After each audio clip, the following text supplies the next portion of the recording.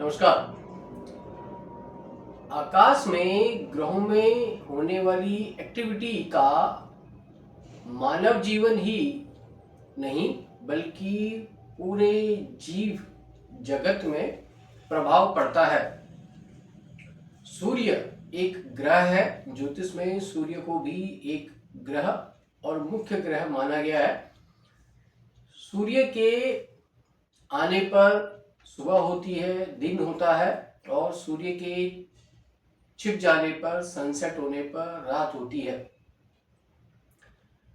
बादल होने पर सूर्य की पावर कम हो जाती है। सूर्य की धूप धरती तक, पृथ्वी तक नहीं पहुंचती, तो उसका प्रभाव स्पष्ट रूप से देखा जा सकता है।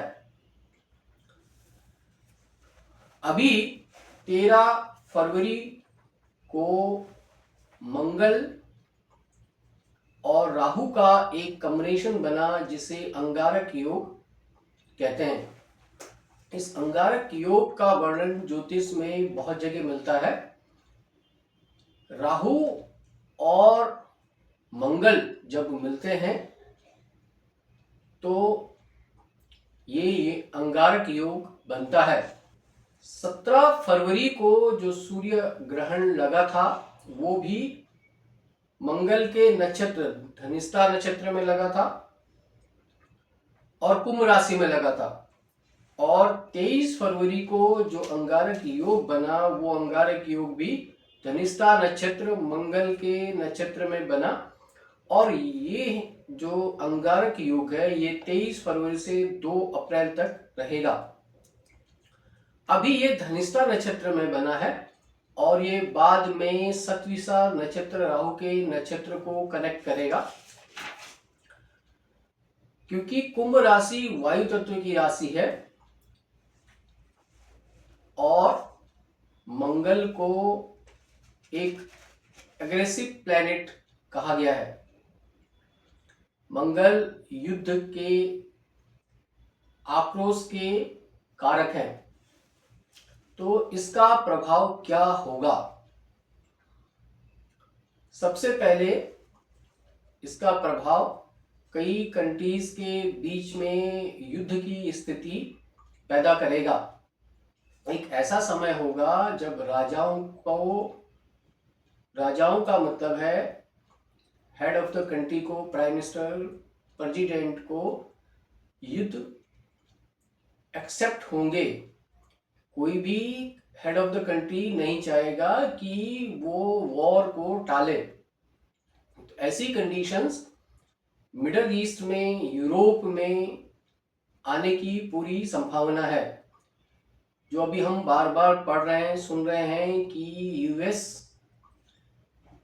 ईरान पर अटैक कर सकता है, तो पूरे चांस हैं कि इस समय में यूएस ईरान पर अटैक करे। डोनाल्ड ट्रंप की कुंडली सिंह लग्न की है और 7th हाउस पर, डोनाल्ड ट्रंप के 7th हाउस पर ये योग बनेगा। तो 7th हाउस है मैदानी ज्योतिष में वर्ल्ड में दूसरे देशों से रिलेशन का। तो ये एक ऐसा टाइम पीरियड होगा जब दूसरे देशों से रिलेशन खराब होंगे और इस टाइम पीरियड में स्पेशली 10 मार्च से 18 मार्च के बीच ये अंतिम चरण में होंगे। मंगल और राहु का जो कंजंक्शन अंगारक योग बना एक अंतिम चरण में होगा और ये कई तरह की कंट्रोवर्सीज को पैदा करेगा। ये कई युद्धों को जन्म दे सकता है और बैंकिंग सिस्टम के फेलियर के चांसेस होंगे, इंटरनेट के फेलियर के चांसेस होंगे, ग्लोबल ब्लैकआउट के चांसेस होंगे, इलेक्ट्रिसिटी का ग्लोबली फेल हो जाना या विश्व के कई देशों में इलेक्ट्रिसिटी का फेल हो जाना, इंटरनेट का फेल हो जाना, स्पेस पर कोई ऐसा कंफ्यूजन जिसका कारण स्पेसशिप हो, उसके लिए दो देशों के बीच युद्ध हो,